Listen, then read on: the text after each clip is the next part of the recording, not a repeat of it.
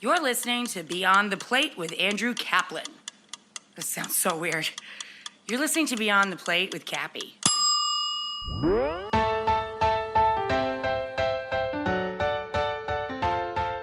If we made food a priority, we'd solve a lot of our problems.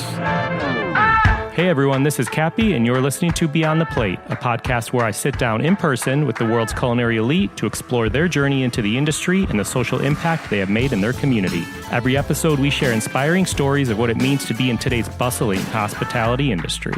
For this episode, I sat down with Chef Rocco DiSpirito. This is a really special episode. I want to give you a quick heads up, though. There is some background noise. We're sitting in the library bar at the Nomad Hotel in New York, so you will hear some noise in the background. Where do I start with Rocco? I believe he's one of the greatest chefs of our time. He was the chef of one of the best restaurants in New York City during its time called Union Pacific, where I had my first great fine dining experience. I still remember the cauliflower dish that I had to this day. Many people may know him from the reality show The Restaurant. He has 13 books he's authored. 5 of them have been New York Times bestsellers. He was named Food and Wine Magazine's Best New Chef, People Magazine's Sexiest Chef, and he was the first chef to appear on Gourmet Magazine's cover as America's Most Exciting Young Chef. He currently has a meal delivery service called the Pound a Day Diet, where he custom tailors meals to people's nutritional needs, which we'll hear a little bit about. But to be honest, we talk a lot about some things that I've been talking to Rocco about for over 10 years. I always ask him why he thinks the media's been so obsessed of writing about him for 10 years. This is a guy that hasn't been in a restaurant kitchen, but media still pops up asking why Rocco isn't in a restaurant kitchen. We're going to hear his answer once and for all of why he did leave a restaurant kitchen and why he still says he is cooking in a kitchen. I was very caught off guard by a lot of his stories, the reason he's not in the kitchen, stories about his mother. Quite frankly, I felt speechless a lot of the time, and I felt like I should have these follow-up questions, but I didn't. I was just absorbing all this information. It was really interesting. He's one of the most charitable people I know. He's received the Golden Heart Award for Dr. Oz's Health Corps Foundation. He's on the Entertainment Council of Feeding America, creating awareness about the issue of hunger in America. He works with Wellness in the Schools, WITS, an organization based out of New York that the great chef Bill Telepan is also a part of. And overall, he just does so much that not many people know, which makes what he does that much more special. So I'm going to stop right there, and please enjoy this conversation with Chef Rocco DiSpirito. Do you want to reveal to everyone that we're in a strip club in New York City? Yeah. West Side. Are you sure Katie would be okay with that? We're on the West Side. I brought 100 singles. We're in the library bar at the Nomad Hotel in New York City, which if you walk into the Nomad Hotel through the lobby, you still won't find it. And then you walk into the dining room, and then you still won't find it. But then you walk through the dining room into the bar, and there's a little nook of a library. Yeah, there needs to be that awkward pause at the host station of the restaurant where you're like, I know where I'm going, and they look at you and acknowledge you know where you're going, because you have to walk right through a busy dining room to get to this bar. I like to start with the guest of where we met. But you can tell everyone the truth. No shame in meeting people on Match.com. It's normal now. Yeah. Have you ever done dating sites? No, but I feel like a lot of people do now, and most people meet people online first. It's crazy. We used to make fun of that. Now it's normal. It's very normal. Actually, I think we became closer during Rachel's daytime show many years ago. You were, I think, Shant Petrosian, who's a mutual friend who introduced us for sure. Introduced us through Rachel's show. Shant is a great TV producer, helps me on this podcast. I think we did an all-star show, which was awesome. And then we hung out a little bit. Actually, you helped plan an incredible send-off when I moved out of New York. We did a food crawl. Mm-hmm. You remember that? Yeah, I remember. The last dinner I ever had in New York City was at Danielle, which was incredible. Oh, wow. Obviously. But the night before that, we did a food crawl with me, you, Shant, and a couple of our friends. We started at 11 Madison Park Bar. And then we went to your call, Na Trang. Na Trang for the pork chops. Oh my God, that place was so good. It's still so good. It's still amazing. I want to go back there. And then we went to Balthazar because I had never been there in the 4 years I lived in New York. Did we get the seafood platter? We got a seafood platter. We got steak frites. We got some tart. I want to say like a goat cheese something or other tart. I don't know. And then we went to Ken. I feel we may have lost you at that point. I think we went on to Kenmar, I want to say. I'm not positive, which is not open anymore. Very cool. Thanks for the memory. That was 7 years ago. Yeah, wow. Plus, 7 plus. So towards the end of this podcast, I like to do a speed round. Sure.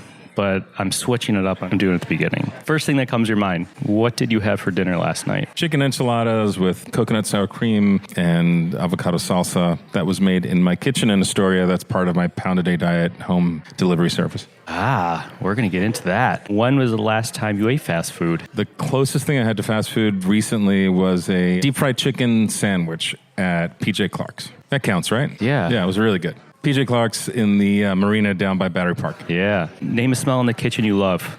Truffles. Smell in the kitchen you hate. Bleach and ammonia mixed together at the end of the night. It's definitely time to go home then. Piece of advice you would give to today's young cooks. Sure. One thing that a lot of young cooks think they need to do is go to culinary school. And while I'm a big fan of culinary school and education in general, and my alma mater, especially Culinary Institute of America, and believe that had I not gone to that school at that time in 1984, when I was 16 turning 17, I would not have learned how to cook the way I did and not have taken it so seriously. They definitely instilled a sense of discipline and made me understand this is a very serious profession that you had to work very hard at. It was good for me at that time. But now, things are very different. You can go to culinary school on YouTube and learn everything that we used to beg chefs to teach us. Because, back in the 80s, everything was a secret. Everything was a secret. You had to work for free to get the secrets out of the chefs. I know this is supposed to be a speed round, but this is not a speed question. Pause the speed round. This is fantastic. Because I went to CIA as well in 1984. You went to college and then went after? I went to college for 2 years, and then I went to CIA, and then went to college again after CIA. Understood. I did the same thing. Really? Yeah. I went to college first, then I went to the CIA, then I went to Boston University and got my bachelor's degree, just like you did. So great minds think alike. In any case, you can go to a restaurant that you like, and there's so many in every city now. It wasn't like that in the 80s. In the 80s, you had to go to L.A., New York, or San Francisco. San Francisco probably, arguably, the top of that list at that time, and work for one of the 3 or 4 great chefs in those cities. And getting that job was next to impossible. If your father or mother weren't frequent guests and weren't able to talk to the chef one night and get you a job there, you probably weren't going to get hired. But that's the opposite of that is true now. You can get a job anywhere where you apply because there are so many jobs and so few cooks. Chefs of every caliber are taking anyone who's willing to work. It's crazy. I heard Danielle talking about it recently. Daniel Boulud, one of the greatest chefs to have ever lived on the planet, is comparing the 80s where he had hundreds of resumes per position to now where he's hiring people if they've got a good attitude and they're willing to work. Now you can get a job in a great restaurant rather easily and find out if this career is for you or not for you. It's sort of the acid test, right? You'll know in about 5 minutes in a professional restaurant if you're made for it, if it's made for you. And that's a good way to start out in this business, learning how to cook in a restaurant. I still think that's the case, even though there's so many things available in the media and in writing and food styling and outside of the restaurant. Well, I say that too. I talk to multiple people a week who whether they're career changers or just getting into the industry. And I'm like, regardless of what you want to do, go work in a restaurant so you see it, know it, experience it. And chefs love free cooks. We love free labor. I make the case that if you go work for someone like Danielle for free for 2 years, you'll come out ahead financially and in terms of your experience than if you went to culinary school for 2 years. That's an interesting and point. Paid full price for it. Because there's people on both sides of that coin who are saying free labor is ridiculous. You should be paying your cooks. Working for Danielle for 2 years, yeah. He runs an institute of higher education as well as a restaurant. Yeah. And you'll learn a lot. Back to the speed round. Yeah. What actor would you want to play Rocco DiSpirito in a movie? Oh, wow. Whenever someone says actor, I think of Robert De Niro. So I love him. The idea of playing me in a movie is so hysterical. I can't even get to the next part of that question. Why are you asking that question? What OK Magazine survey did you lift that off of? Come on. Come on. You have direct access to everybody in this business. You don't have to do the trite questionnaire that they do on the red carpets. Speaking of red carpet questions. Speaking of trite questions. Do you have a go-to date night meal? So I think a great date night meal is whenever someone cooks for another person and you're thinking, well, I do that all the time. But You are one of very few people that does that all the time. I think if you want to tell someone that they mean something to you, cook anything for them, assemble something for them. So a great date night meal is a risotto dish, or like boiled lobster with butter is an amazing date night meal.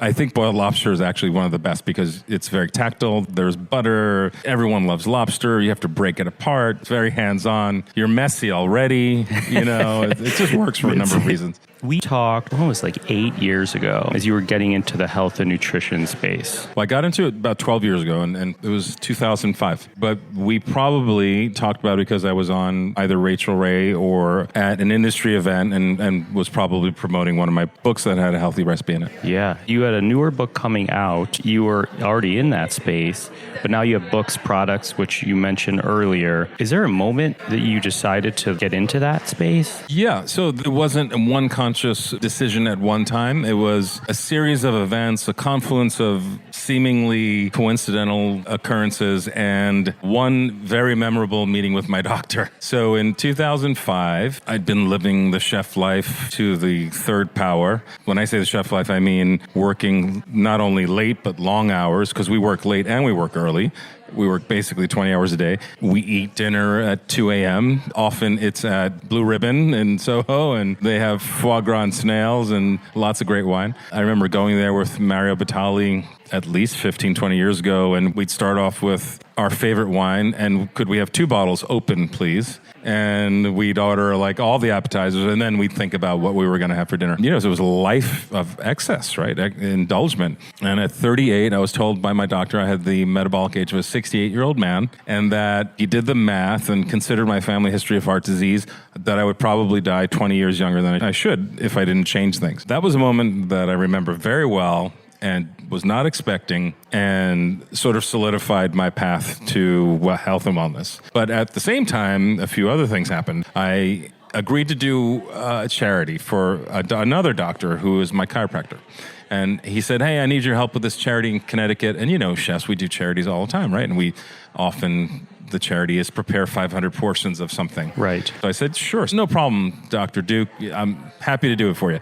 And then a few months later, he's like, so are you ready for the triathlon? I'm like, what triathlon? What the hell are you talking about? He's like, yeah, we were going to run, swim, bike, all that. I'm like, I don't know how to do any of that. And he's like, well, you agreed. You signed up for it. You better get training. I was like, okay, well, I better get training.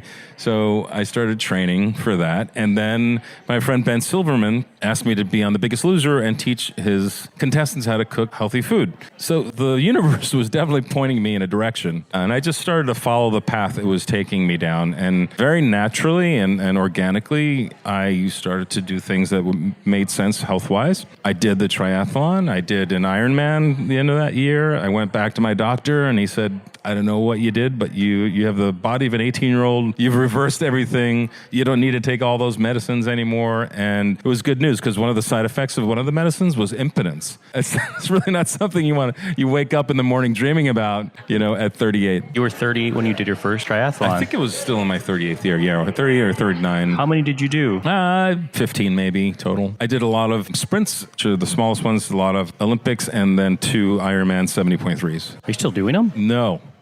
So I've since had back surgery. I was sort of unable to do anything for a year, and I found out I can't do any more triathlons. I've tried, but I can't.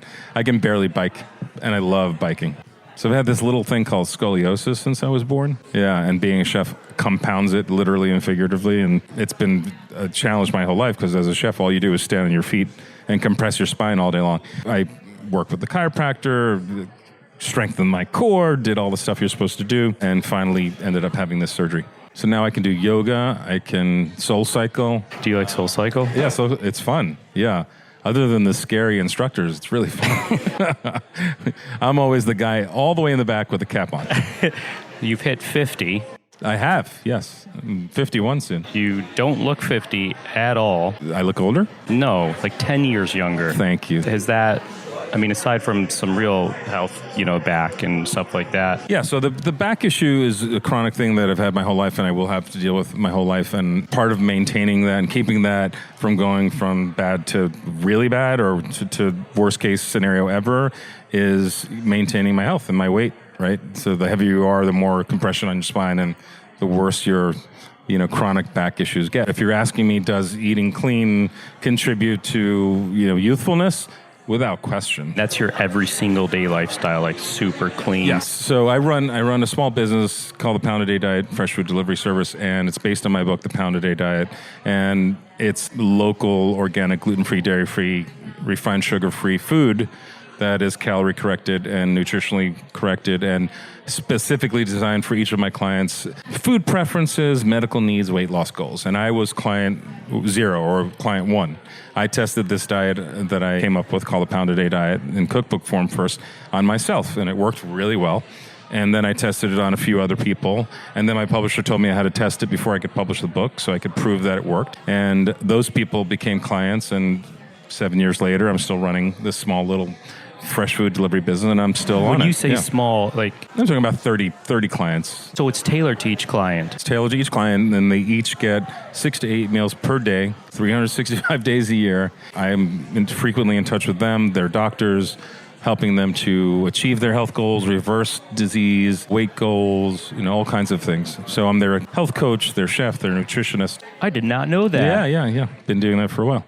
One of my more public clients is Sherry Shepard. She was an early and big advocate of this plan. That's incredible. Good for you, man. Thanks. Do you have a cheat food? Yeah, pizza. Grandma pie from Umberto's. I think you know about Umberto's in Hyde Park. So good. All right, so you grew up in Queens. How did this influence you? Which way? How did it put me in prison? How did it keep me out of prison? It's a tough place, I take it. Yeah, so Jamaica, Queens in the 70s. This is... crack central, New York City, the home of hip hop, a lot of people would say. I come from the same neighborhood that everyone in Run DMC comes from, 50 Cent comes from, so pretty proud of our history when it comes to music. But when it comes to drugs, nothing to be proud of. Very tough neighborhood. It was New York City in the 70s, which was tough no matter where you lived. But the really cool thing about it was that I lived in an area where the number of ethnicities were too many to count. There were so many people from so many different countries that I was exposed to cuisine from every part of the universe. And by the time I was 14, my culinary outlook was so broad and so adventurous. I felt like it definitely helped me prepare for a life as a chef, helped me have an open mind, and that coupled with the fresh food and Italian lifestyle I was living at home. When I say Italian lifestyle, I'm talking about chickens, rabbits in the yard, apple trees, pear trees, peach trees, cherry trees, shaking mulberry trees with, my family members holding a big sheet underneath the tree, canning our own tomatoes, making our own wine, baking our own bread. Yeah, that was inside the home. My aunts, uncles, all of us participated. And then outside it was Jamaican beef patties and Chinese food and Japanese food and all kinds of stuff. So it's pretty cool. Do you like Jamaica beef patties? Yeah, but I got them in Jamaica, Queens. I first found out about them in Jamaica because there's a large Caribbean population in Jamaica. I still am a fan of Jamaican beef patties. In fact, I went to Smorgasburg recently and I saw those and thought I got to have one, but I knew I'd have 10. Does Smorgasburg count as fast food to you? I did have a chickpea and olive burger there, but that's all vegan, probably too healthy to count as fast food, right? Yeah. Mom had a big influence on food for you growing up. Who was cooking? My mom was useless. She couldn't cook a thing. You lie. Yeah. I've had those meatballs. Obviously, she's had a huge influence. Her and her world, her sphere, her friends, her brothers and sisters, and all of them did and continue to have a huge influence. It was absolutely ingrained, but I rejected it. I rejected it for most of my life until I was in my mid-30s. I thought, ethnic self-loathing, right? Classic. You're Italian, you go to school, you don't speak the same language the other kids did. But when you're in Queens, everyone else has the same issue. I was ashamed of the fact that I was Italian. My parents didn't speak the language, and I hid it. And then around 33, I realized, oh, this is a really cool thing that I'm ashamed of. I should really embrace it.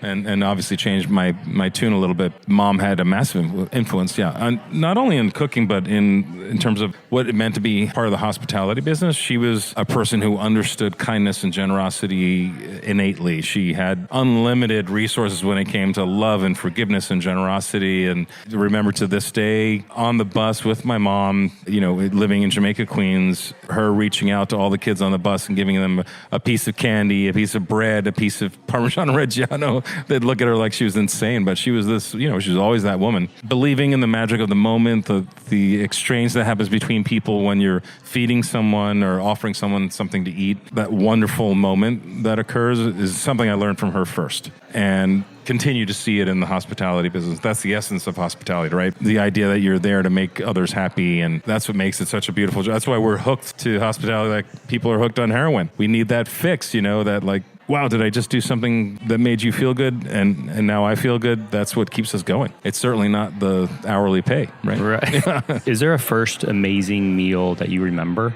Yeah. So my mom and I we were very adventurous, and we came to the city. When I say come to the city, we were already in the city, but when we would go to the city, we'd go to Manhattan, and we loved Chinese food.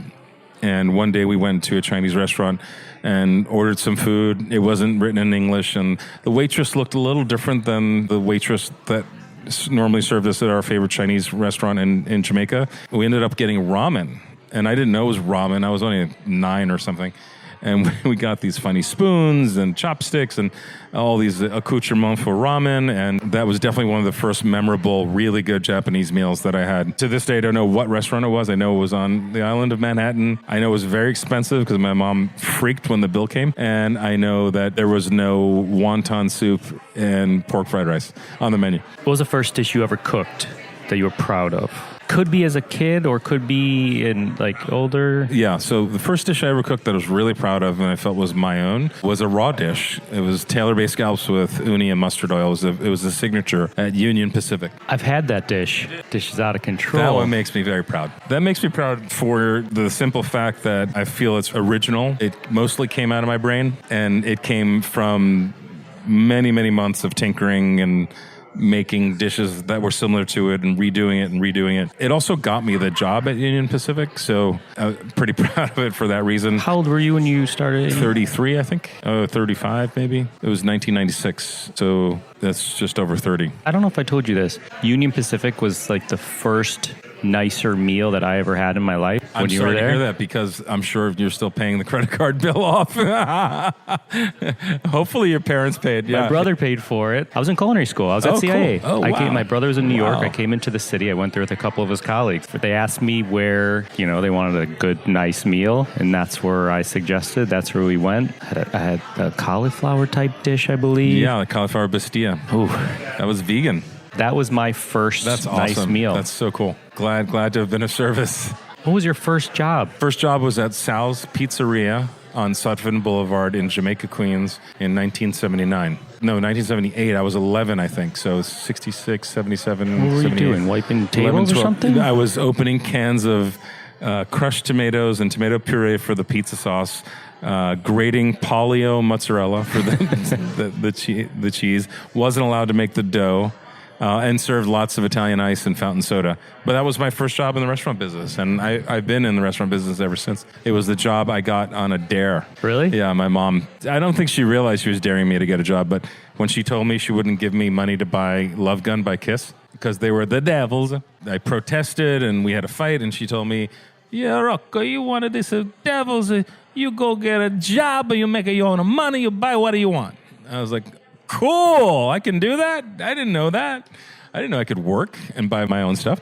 So the next day, we walked up and down Jamaica Avenue, Hillside Avenue, Sutphin Boulevard, and Sal, I think, took sympathy and gave me a job. He paid me the vast sum of 50 cents an hour, below minimum wage, even in the 70s. I think minimum wage was like $2.85. But he let me work 60 hours a week. So At 11? Yeah. What the hell? It was summertime. Okay. Yeah. So, and he let me eat all the Italian ice I wanted. So I had severe gastric issues, and I had $30 a week. I bought Love Gun. I bought Some Girls from the Stones. I took my mom out for Chinese food lunch and to Coney Island, where we both went on the hellhole and threw up after. It was a super epic day. How long did you work there for? For that whole summer. And then the next summer I worked at another pizzeria. And then the next one I worked in a bagel nosh.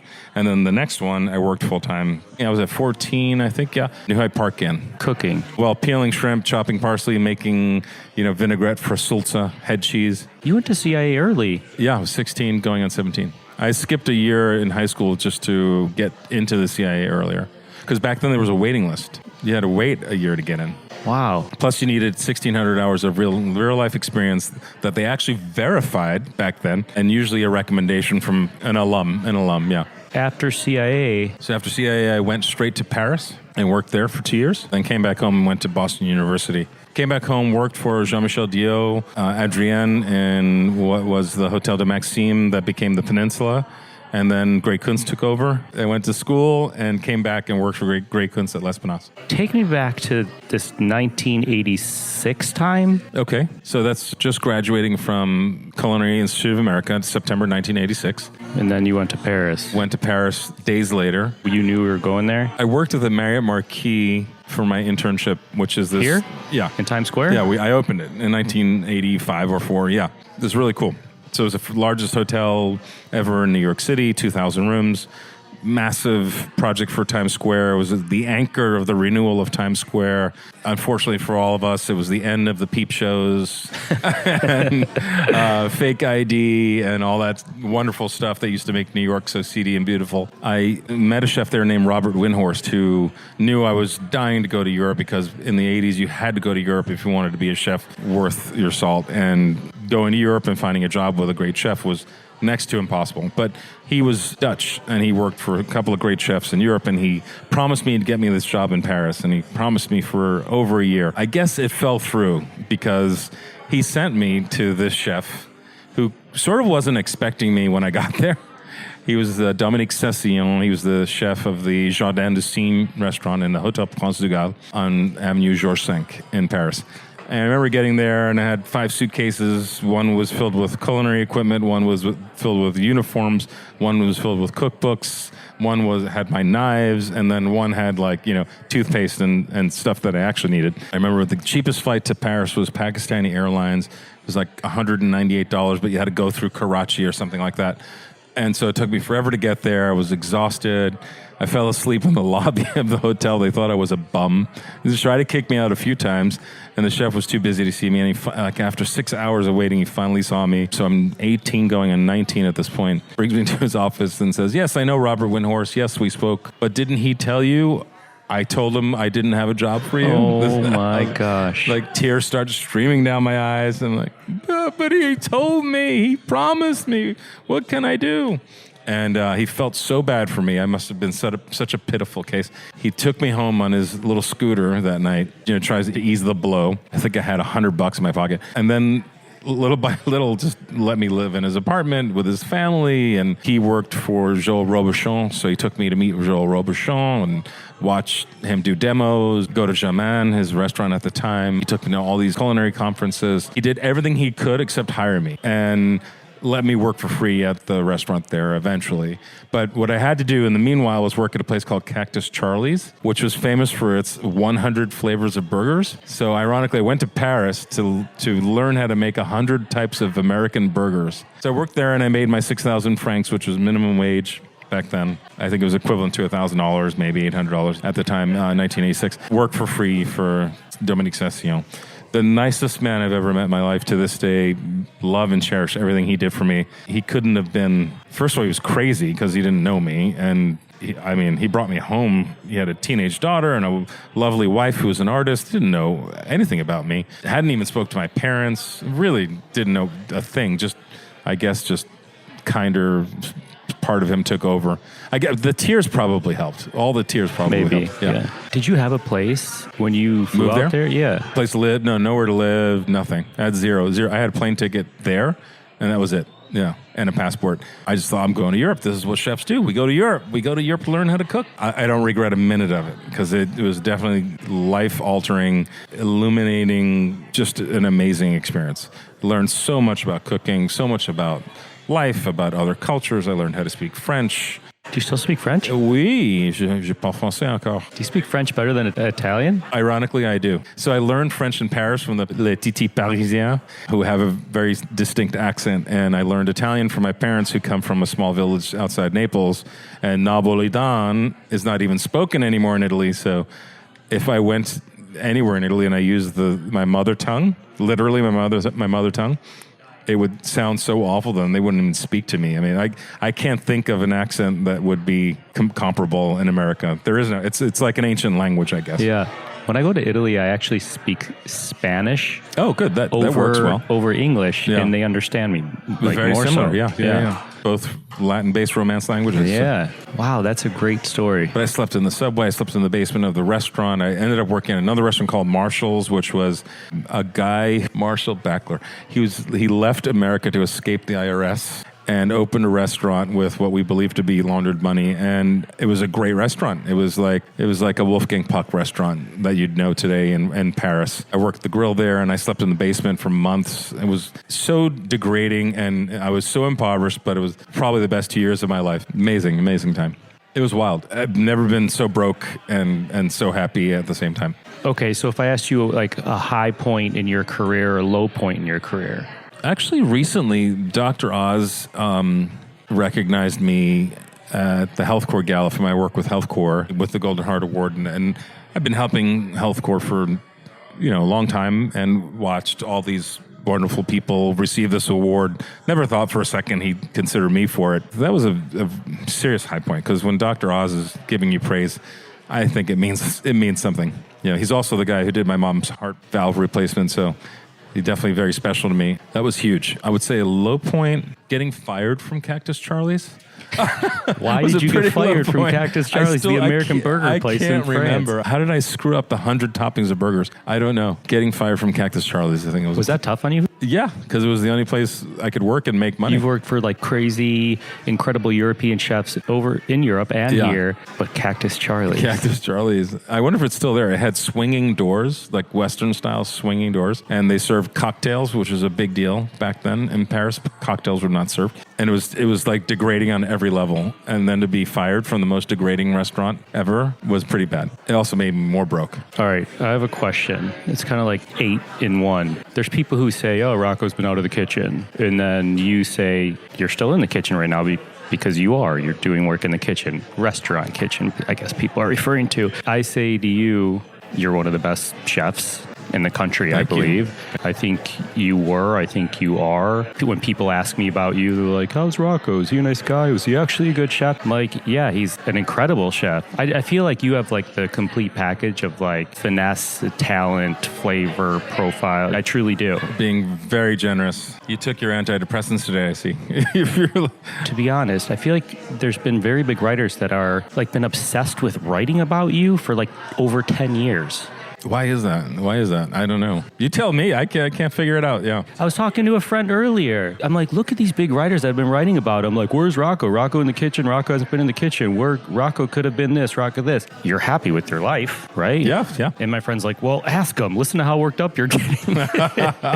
Any clue why you think they're obsessed with writing about you? It's been a mystery to me, to be honest with you. Like a random article will come out. It's been a mystery to me. I really don't understand the obsession. I think it's a leftover from a time that no longer exists. There was a time where certain expectations existed for chefs. If you didn't follow a path that was expected, people scratched their heads. Now, when you look at the most famous chefs, 90% of them either just started working in restaurants or never have and never will.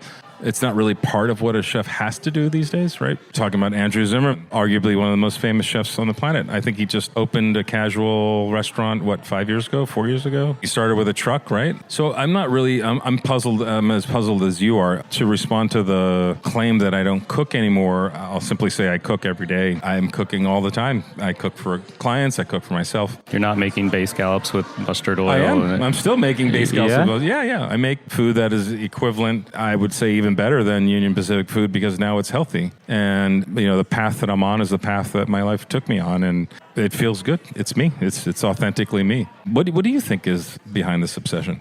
I don't know. I almost think you were like, listen, you did endorsement, like reality TV, whatever. We don't have to talk about that part, but like you almost had endorsements before chefs these days wish they had endorsements. Like you were almost ahead of your time in taking a different path. That's what I think. I don't know. I feel like these days a chef may make X amount of money with one restaurant, and then they get a fascination to open multiple restaurants. So they do it because it's more money. I get it. Some chefs 20 years ago just needed one. Now it's more and more. And it's opened that burger spot so we could have 30 and make more. And it's like, oh crap, I could get paid $50,000 or six figures or seven figures for an endorsement. You had that unique opportunity because you're a good-looking, talented, well-spoken guy. Easy. I happen to know you're taken, so stop trying to seduce me.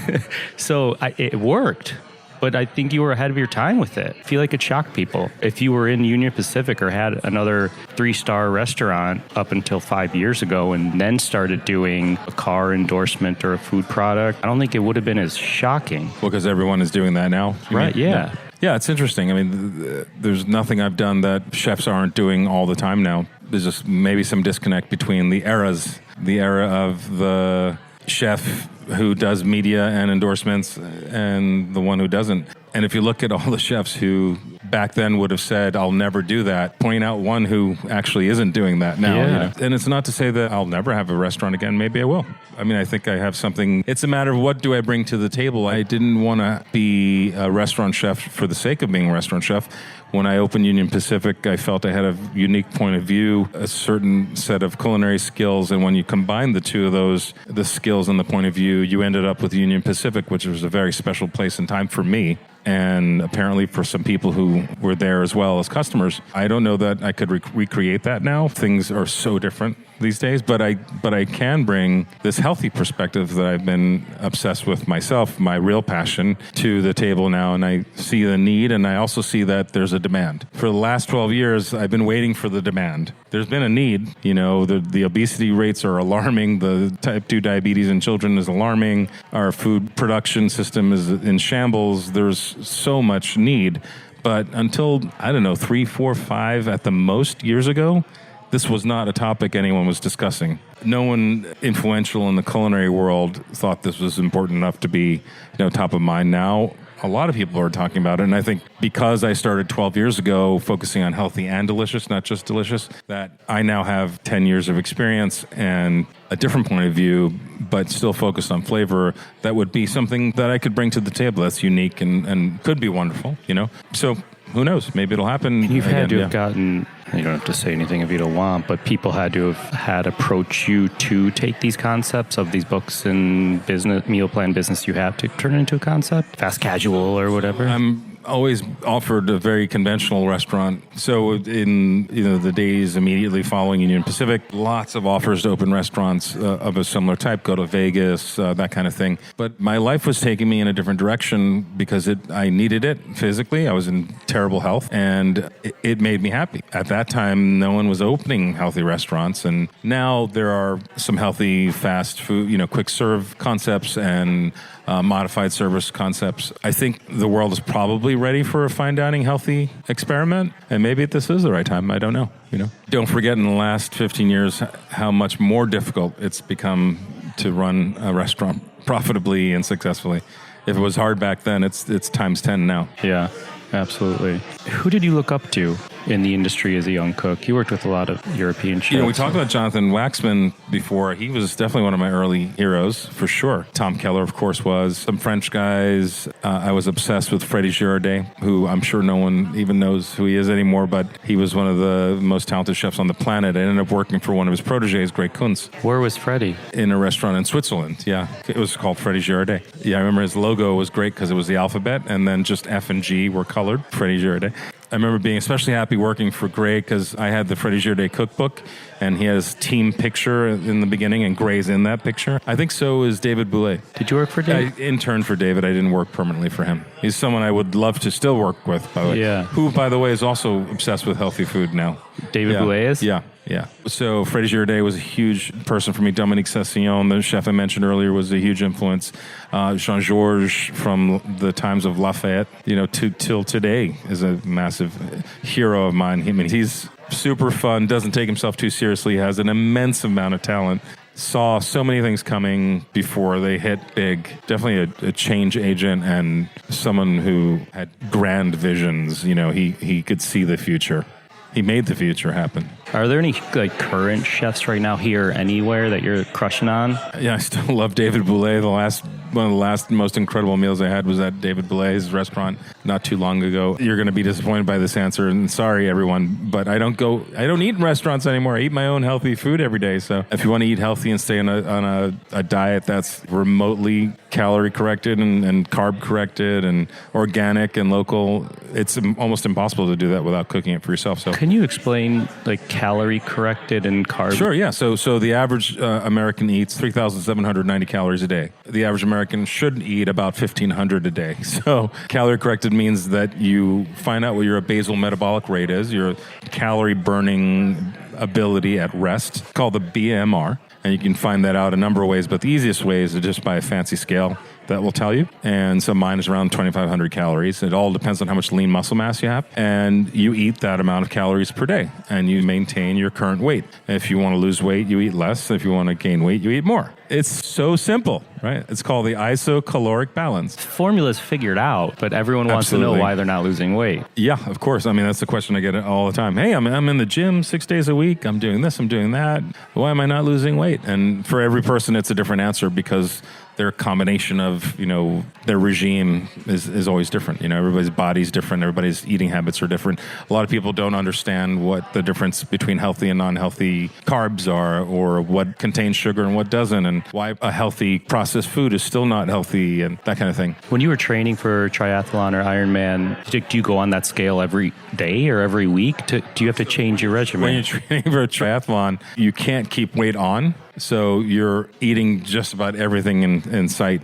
And that's part of the reason that I started to cook healthy food, because triathletes can eat with impunity. They burn 5,000 to 6,000 calories a day, and most of the time are too skinny. Levain Bakery? That amazing cookie? It's like the most delicious brick. It's like a pound. But yeah, it's amazing. I mean that in a loving way. It's delicious. It's a big, delicious cookie made with tons of butter and chocolate and sugar. That cookie was invented because the owners were trying to maintain weight training for Ironman. Really? Yes. Ask them. It's true story. That's fascinating. Yeah, they're basically saying to themselves, what food could we create that has the most calorie, intense amount of calories possible, and that's what they came up with. So when I was training, I noticed that everyone eats a lot of garbage and a lot of shakes and a lot of bars. Naturally, being a chef, that wasn't good enough for me, so I take foods that I love, like lobster bisque, and just redo it without the bad carbs and the bad sugars and all the processed junk and the dairy and the gluten. And I find that in many cases, it was much more delicious that way. The lighter version of lobster bisque is more delicious, and I'll tell you why. There's a scientific reason for it. So it turns out that the volatiles of lobster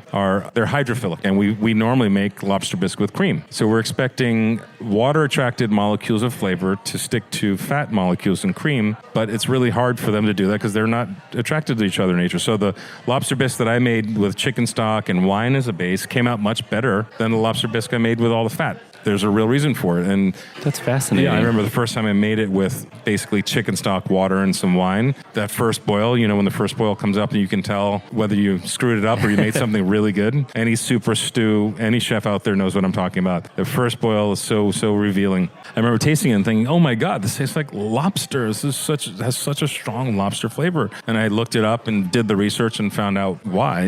Every flavor molecule, every volatile is either lipophilic or hydrophilic.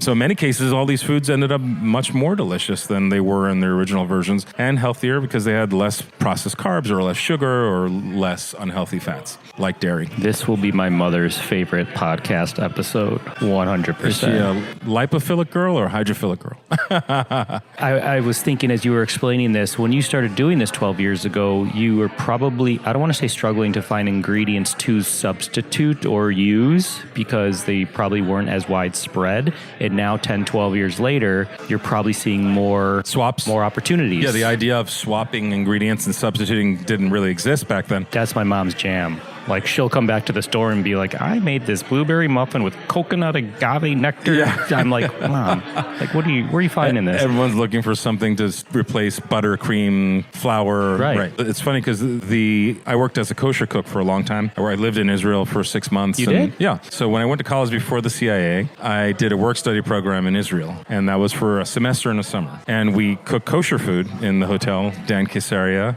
in Caesarea. There were rules, obviously, but it wasn't a burden because Israel is a place with magnificent ingredients. Yeah. Anything you can imagine, they grow, and they grow it expertly, and it's always ripe and delicious. It wasn't a chore like it was when I would cook for kosher caterers in New York City. We'd always use the replacement foods, the swaps. Like my favorite one to make fun of is mocha. Have you ever heard of mocha? No. It's the non-dairy dairy replacement that kosher caterers use instead of milk and cream. And it's basically vegetable oil with emulsifiers. It's vegetable oil, emulsifiers, and some artificial flavor to make it look and taste like dairy. Life without mocha is much better. So if you just look at the ingredients you can use, instead of thinking of healthy food as deprivation, and you just look at what you can use, there's so much there. There's a ton of great healthy ingredients. Go to the farmer's market. I'm going to do this for social media either this week or next week. I'm going to go and point out what foods you can eat if you're on my diet. And it's going to be 98% of what's there. It's going to be literally thousands of things that you can eat if you're on my diet, because the foods that are good choices actually outnumber the bad choices. We just don't know that because we're being marketed to the same way cigarette smokers were marketed to in the 50s to the 80s when there were no laws about that.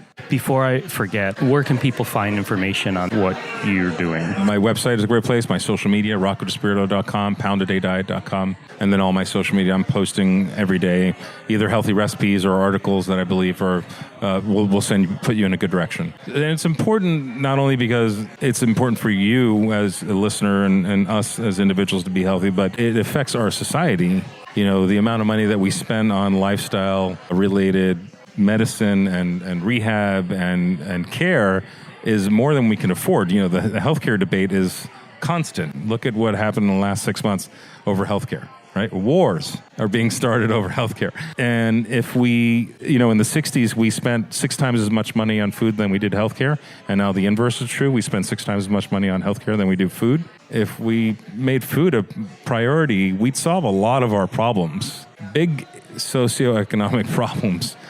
Food shortages, even the price of oil would go down. I mean, there's so many things that we debate every day and we fight over that can be solved by each of us eating a healthier diet, living a healthier lifestyle, reducing our footprint in many ways, not just our carbon footprint, but, all that unhealthy food that gets made in other countries requires fuel to be brought to this country for us to eat. If you ate what's local, you would reduce the consumption of fuel. So there's tentacles in just about every part of our society that are debated on a daily basis and could be affected in a very positive way other than your health, other than your personal health, if you chose a healthier path. Are you doing any school food work? Yes, of course. I always have done school work and always been a volunteer. So Health Corps is a big foundation that I'm involved with. Wellness in the schools, another one. We just started doing a bunch of work with them. Good. We're doing a pilot program with them in Novato, California. Oh, terrific. The whole school district. The last thing I did with them was Michelle Obama's Partnership for Healthy America in April in D.C. Yeah, we spoke there for wellness. They do a great job. So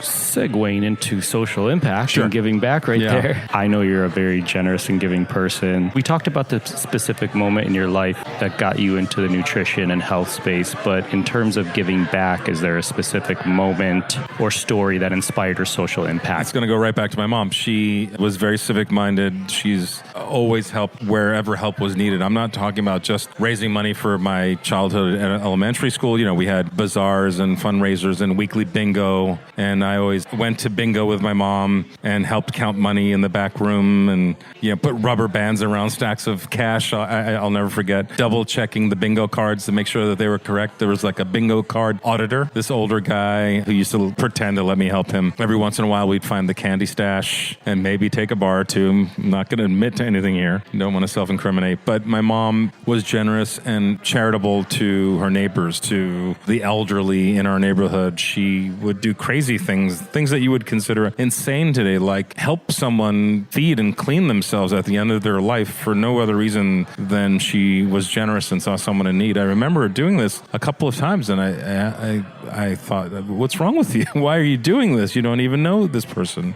And she said she needs my help. She's old, and there's no one helping her, and someone should be helping her. Wow. She did it with a woman I actually worked for a little while, Mrs. Adams, Henrietta Adams. She was 98 when she died in the 1970s, and I used to buy her groceries, and she'd let me keep the change. That was my pay. She always got Triscuit chicken crackers, M&Ms, milk, stuff like that. So she was born in the 19th century. So she was 98 in the 70s, born in the 1870s, right? Or 1880s. And when she passed away, my mom took care of her for months, like a home health aide would today, like the kind of care you'd get in a nursing home, to give her dignity, just because she could and she needed it, and that was good enough for her. There was nothing else in it for her. Her daughter wasn't available, Mrs. Adams' daughter, we talked about a lot, and she expected absolutely nothing in return. And I think you can't help but take a lesson away from that as a 9 or 10-year-old child, right? It's an extraordinary thing to see, and anytime anyone asked, and chefs are constantly asked to help with charity, because we can help raise money fairly easily by donating a dinner or donating food or donating our services. And we're happy to do it, by the way, and we love doing it. It's part of, I think, what makes our business so special.